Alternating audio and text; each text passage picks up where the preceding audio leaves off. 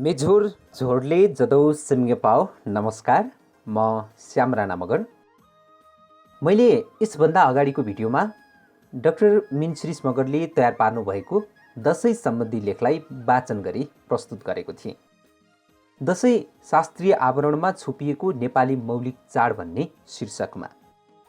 पक्कै पनि दशैंलाई हिन्दूहरूको चाड भनी जुन ढङ्गबाट व्याख्या गरिएको छ, प्रचार प्रसार गरिएको छ, तर दशैंको मौलिकपनहरूलाई हेर्ने हो भने दशैंमा गरिने गतिविधिमा हिन्दूकरणको प्रभाव या त त्योभन्दा भिन्न खालको नेपाली समाजका हिन्दू बाहेकका विभिन्न समुदायहरूको मौलिक परम्परा या त अन्तर्गुलित सम्मिश्रण कि त हिन्दूकरणको शास्त्रीय आवरणले मात्र छोपिएको छ यो दशैं।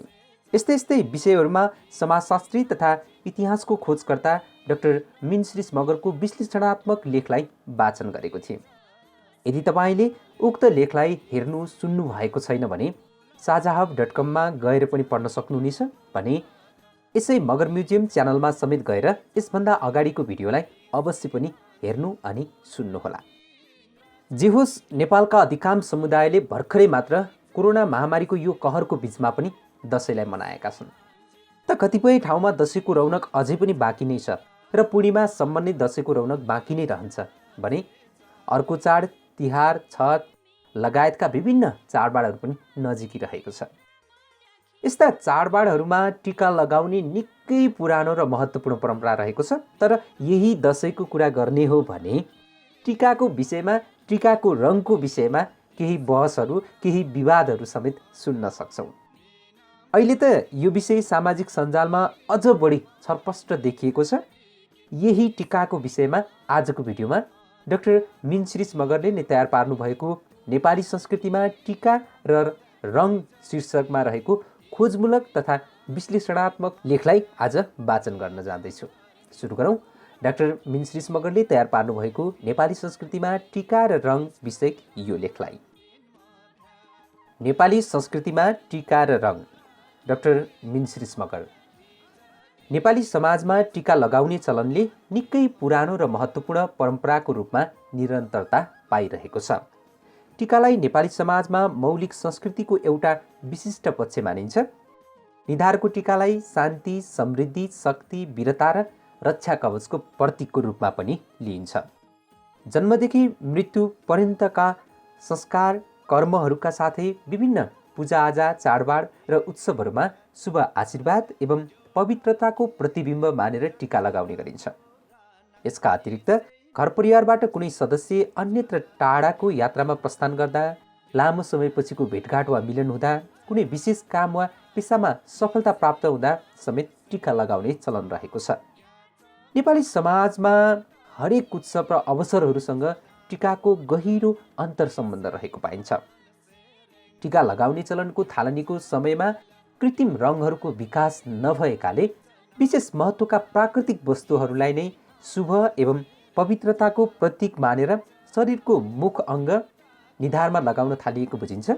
सभ्यता विकासको क्रमसँगै प्रयोगमा आएका विभिन्न रङहरूलाई फरक फरक बिम्बहरूमा विशिष्टीकरण गरेर निधारमा लगाइने टीकासँग अन्तर्सम्बन्धित बनाइयो। पछिल्लो समयमा आएर टीका संस्कृतिलाई रङहरूको संयोजनमा सौन्दर्य र सौभाग्यसँग जोडेर व्यापक बनाइएको पाइन्छ। उदाहरणका लागि तिहारको पञ्चरङ्गी टीकालाई लिन सकिन्छ। चामलको पिठोको सेतो टीकालाई आधार अर्थात् पृष्ठभूमि मानेर रातो, पहेँलो, नीलो र हरियो रङले सजाइन्छ। यी रङहरूलाई क्रमशः शिव, सूर्य, पितृ, आकाश र पृथ्वीको प्रतीक मानिन्छ।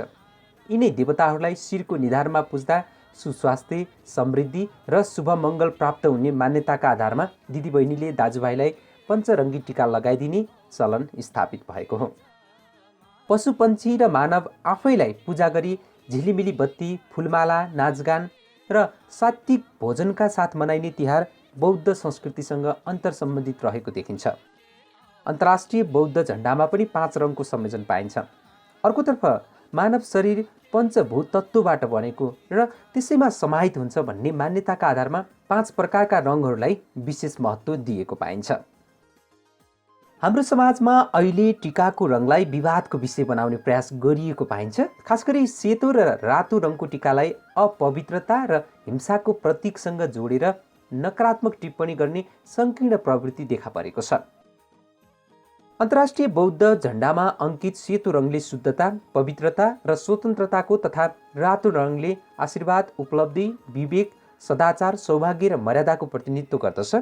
नेपाली समाजमा सेतो र रातो रङलाई पवित्रता र वीरताको प्रतीक मानिएको छ। सेतो रङलाई हिमालय पर्वतका देवता शिवको प्रतीक पनि मानिन्छ। त्यसकारण सेतो र रातो टिकालाई अपवित्रता र हिंसाको प्रतीक ठान्नु आफैमा अपवित्र विचार र असन्तुलित सोचको पराकाष्ठा हुन सक्छ, जसले सामाजिक सद्भावका साथै मौलिक सांस्कृतिक परम्परा र पहिचानलाई मेटाउने प्रक्रियामा सघाउने गर्दछ। प्रकृतिका ढुङ्गा, माटो, वृक्ष, नदी, सूर्य आदिमा परमात्मा देख्ने जीवात्मावाद, एमिनिजम तथा सदात्मा र दुरात्मालाई समदुरी वा नियन्त्रणमा राखेर रोग व्याधि एवं खराब तत्त्वबाट मानव समाजलाई मुक्ति दिलाउन सकिने मान्यता बोकेको लामा झाँक्रीवाद, स्यामानिजममा आधारित नेपाली समाज र संस्कृतिलाई विश्लेषण गर्दा खरानीको सेतो टिका र अङ्गारको कालो टिकालाई नै टिका लगाउने परम्पराको थालनी मान्न सकिन्छ। समाजशास्त्री तथा मानवशास्त्रीहरूका अनुसार जीवात्मावाद र लामा झाँक्रीवाद नै संसारको पहिलो धर्म हो।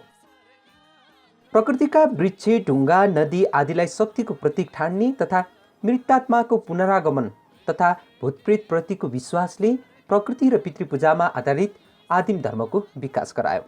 प्रकृतिमा निहित वा समाहित कुनै अदृश्य शक्तिको काल्पनिक खोजी र तिनको विशेष प्रभावमाथिको विश्वासबाट आदिम मानव सभ्यतामा आध्यात्मिक भावनाको विकास हुने क्रममा अलौकिक शक्तिको पूजा आराधना गर्ने र आशीर्वाद स्वरूप टिका लगाउने संस्कृतिको थालनी भयो। विश्वका सबैजसो प्राचीन तथा आदिम समाजका संस्कृतिहरूमा प्रकृति एवं पितृपूजा र झाँक्रीवादको प्रधानता देखिन्छ। नेपालको पहाडी र हिमाली भेगको समाजमा यस्तो परम्पराले आजसम्म पनि निरन्तरता पाइरहेको छ। लामा झाँक्रीवादमा अभिचार, म्याजिकको विशेष स्थान रहेको हुन्छ। लामा झाँक्रीवादमा आगो, धूप र खरानीको प्रयोगलाई शक्ति, साधना र रक्षा कवचको प्रतीक मानिन्छ।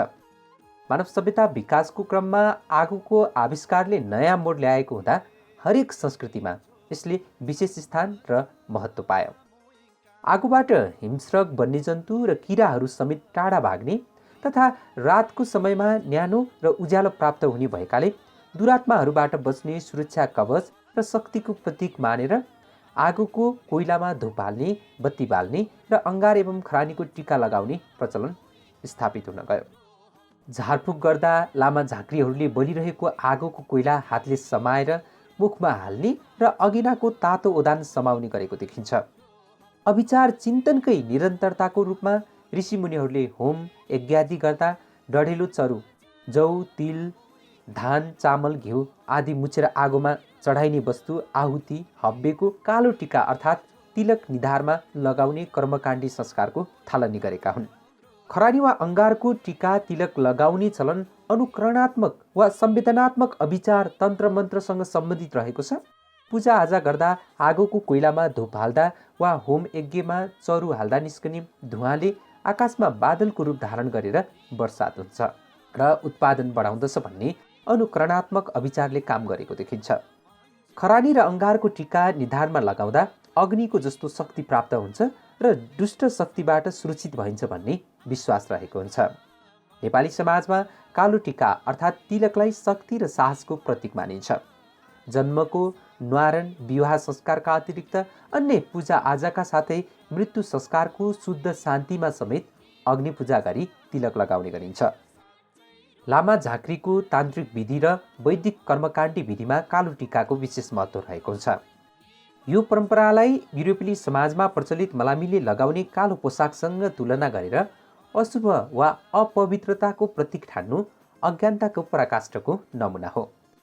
नेपालका आदिवासी समुदायमा लामा झाँक्री र तान्त्रिक विधिबाट पूजा आजा गर्दा सल्ला वा सालको चोप वा घिउमा तितेपाती मिसाएर आगोको कोइलामा धूप हाल्ने तथा धूप हालेको कोइला र अक्षता मिसाएर टिका लगाउने गरिन्छ।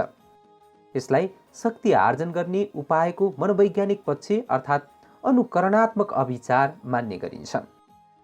नेवार समुदायमा दशैँको मोहिनी पूजामा बालेको दियोको कालो धुवाँबाट तयार पारिएको टिकालाई शक्तिको स्रोत र शुभ आशीर्वादको रूपमा ग्रहण गर्ने चलन रहेको पाइन्छ।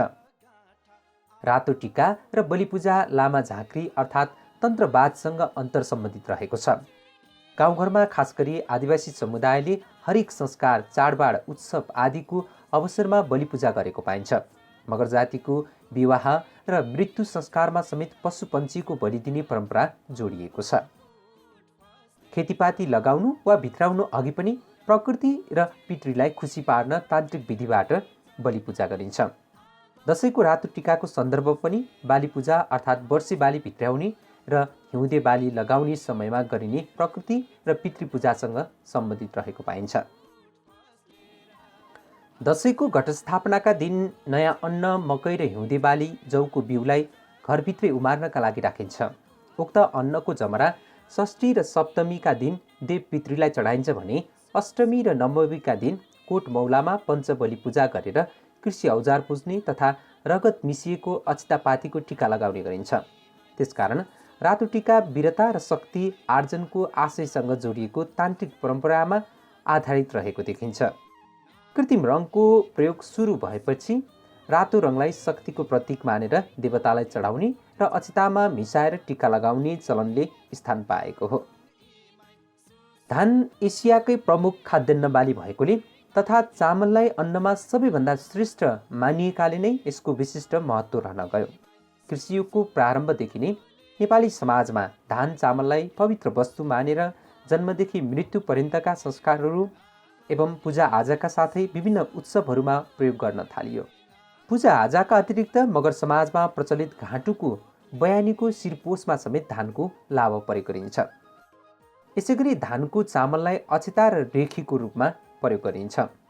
छेदको अर्थ नाश हो भने अक्षितको अर्थ नाश नहुने हो। त्यही नाश नहुने अन्नको रूपमा चामललाई अक्षता भनेर टिका लगाउन थालिएको बुझिन्छ। लामा झाँक्रीले पनि जोखना हेर्नका लागि अक्षताको प्रयोग गर्दछन्। सेतो रङलाई पवित्रता, शुद्धता, समृद्धि, विवेक, दिव्य ज्ञान र सौम्य विचारको प्रतीक मानिएकाले चामल र दहीलाई प्रसाद र टिकामा प्रयोग गरिन्छ। धौलागिरी, अन्नपूर्ण र माछापुच्छ्रे हिमालको काखमा बस्ने मगर लगायतका पहाडी समुदायले आफ्नै बस्तीको शिरमा रहेका सेताम्य हिम श्रृङ्खलाहरूलाई हेरेर नै अटल सौभाग्य र समृद्धिको प्रतीक दही चामलको सेतो टिका आफ्नै शिरको निधारमा लगाउने परम्परा बसालेका हुन्। यसैगरी पहाडी र लेकाली भेगमा अधिक खेती गरिने जङ्गली युगदेखिको प्रमुख रैथाने अन्नबाली जौको जमरालाई धौलागिरीको काखमा बसोबास गर्ने मगरहरूले साउनी सङ्क्रान्ति, बडा दशैँ र माघे सङ्क्रान्तिको अवसरमा फुलको रूपमा शिरमा सिउरने गर्दछन्। साउनी सङ्क्रान्ति र दशैँमा घरभित्रै उमारेको सुनौलो जमरा तथा माघे सङ्क्रान्तिमा खेतबारीमा उम्रेका हरियो झोप्ल्यानी जौको मुना सिउरने चलन रहेको छ। पहाडी समाजमा जुनसुकै संस्कार वा उत्सवहरूमा पवित्र वस्तुको रूपमा तितेपातीको पनि व्यापक रूपमा प्रयोग गरिन्छ। औषधि गुणले युक्त तितेपातीको देवपितृ पूजामा जाँड रक्सी वा जल छर्कन्छन्। अक्षतामा मिसाएर छर्कन, धूप हाल्न र टिका लगाएर कानमा सिउरनका लागि प्रयोग गरिन्छ। नेपालका पहाडी भेगका आदिवासी समुदायमा आजसम्म पनि मानव सभ्यताको प्रारम्भिक आध्यात्मिक चिन्तन प्रक्रियाको लामा झाँक्रीवाद तथा जीवात्मावादमा आधारित संस्कृतिले निरन्तरता पाइरहेको छ।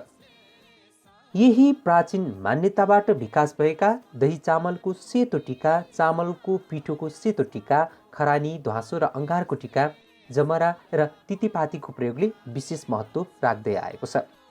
जीवनचक्रीय संस्कार, उत्सव, पूजाआजा र चाडबाडमा यी पवित्र वस्तुहरूको प्रयोग र प्रचलनले सुख, शान्ति र सद्भावको वातावरण निर्माणमा मनोवैज्ञानिक प्रभाव कायम राख्न तथा सम्बन्धित जाति र समुदायको मौलिक सांस्कृतिक पहिचानलाई जीवन्तता प्रदान गर्नमा विशेष भूमिका खेलेको पाइन्छ। डाक्टर मिनश्रीष मगरको नेपाली संस्कृतिमा टिका र रङ विषयक यो लेख यहाँहरूलाई कस्तो लाग्यो? साथै यस विषयमा तपाईँहरूको धारणा के छ? प्रतिक्रियाका लागि कमेन्ट बक्समा तपाईँलाई लागेका रचनात्मक सुझाव र यस विषयमा आफूले पनि देखेका अध्ययन गरेका कुराहरू साथै आफ्ना विचारहरू राख्न सक्नुहुनेछ, जसले नेपाली संस्कृतिमा टीका र रङको विषयमा थप अध्ययन अनुसन्धान गरी यसको सांस्कृतिक महत्त्व बारेमा थप स्पष्ट हुन सहयोग मिल्नेछ। यस लेखका लेखक डाक्टर मिनश्री मगर साथै अन्तिमसम्म सुन्नुहुने तपाईँ सम्पूर्णलाई विशेष धन्यवाद। साथै यस च्यानलमा नयाँ हुनुहुन्छ भने सब्स्क्राइब समेत गरिदिनुहोला भन्दै आजको यस भिडियोबाट म श्याम राणा मगर बिदा हुन्छु। जिलौ, धन्यवाद।